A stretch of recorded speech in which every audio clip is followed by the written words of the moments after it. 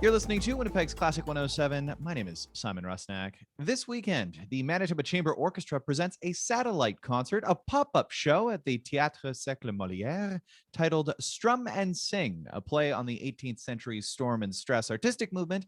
Music of Weber plus some more recent works will be featured. To tell us a little bit more about the concert, I'm joined by clarinetist and curator Kathy Wood. Welcome back to the show. Thanks for having me, Simon. Well, as a concert curator, I know you had an active role in putting this show together, but I have to ask, did you have a hand in naming this show, Kathy? Strum and Sing?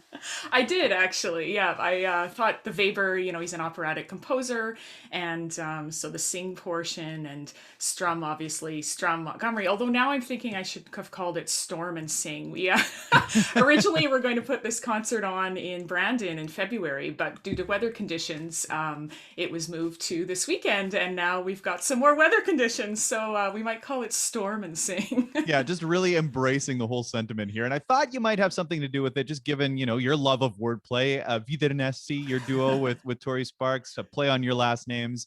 And this is a concert that caught my attention for a number of reasons, but the title especially. I mean, I originally read it as Sturm rather than Strum, which maybe says something about me as a music history grad who happens to actually have a music history textbook here, the Norden Ooh. history textbook.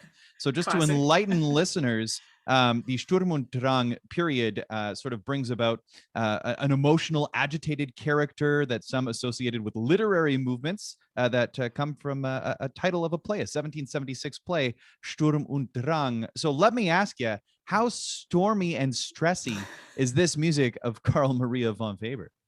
Well, yeah, he was known for opera music, and it's very emotional, very dramatic music. It's so much fun to play. You get to get it all out there, and so I'm hoping the audience will really enjoy the huge range of emotions and characters in it.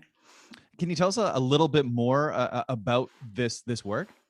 Yeah, it's so even though it's a clarinet quintet, so clarinet and string quartet, it's actually a concerto. It's a real clarinet feature, and very typical of Weber. It's very flashy and emotional. There's extreme sadness and joy and celebration. It's kind of the work I was thinking of throughout the pandemic of the piece I want to play live when we can play live again. So I'm really excited to be playing this weekend. I mean, I'm curious. Obviously, you're fond of this work. You've been wanting to play it for a while. Is it one that you've done before? What makes it so special for you personally? Yeah, as a clarinetist, we do a lot of Weber throughout our studies, and this was one I did in my doctorate, and it's just a really fun piece and very virtuosic, as I said. So yeah, I just really wanted to get to play it again with some wonderful musicians, and yeah, we're very excited. So just before we get to the other two composers on the program, I want to ask you about with whom you'll be performing. You've put together a real merry band of music makers who'll be joining you.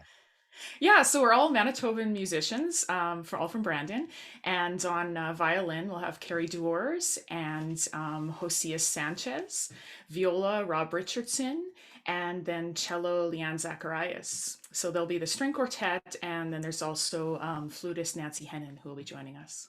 Yeah, the Brandon contingent of the MCO in this particular concert, which is really excited and like you say, really exciting. And like you say, a concert that was to take place in Brandon that's now been bumped to take place in Winnipeg, bringing the Brandon to Winnipeg in a stormy, stressy, but also singy sort of concert, and one that also features strumming to confuse things even further with music of Jessie Montgomery, bringing things into the contemporary age. Tell us about this work. Yeah, so this is a great piece I discovered during my just research at home, stuck at home during the pandemic. She's a New York composer, really fantastic. For those of you who like pizzicato and the strumming, you'll get to hear lots of that.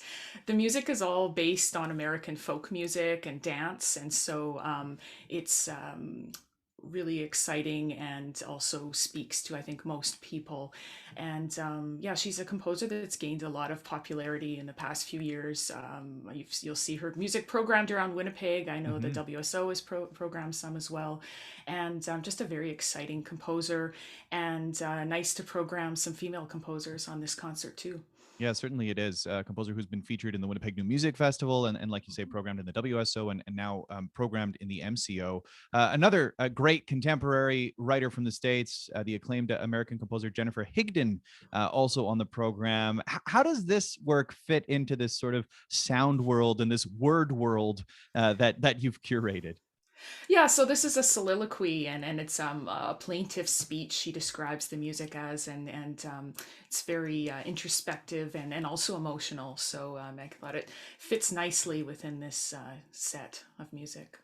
Well, really excited about this program because it is a very diverse program. I mean, yes, there is the music of Carl Maria von Weber from the era, from the 18th century, or 19th century rather, and then we jump forward into the present age. Is this something that you enjoy doing in programming, sort of skipping centuries and really introducing audiences to different sound worlds rather than living exclusively in one place?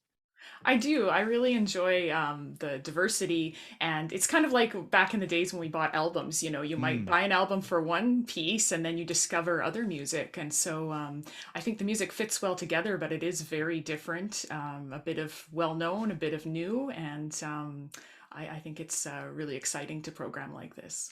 And a wonderful way to present it, a matinee concert, 3 p.m. Saturday at the Théâtre Cercle Molière. It should be a very intimate show, a very engaging show. Kathy, thanks for taking the time to tell us a little bit about it today. Thanks for having me.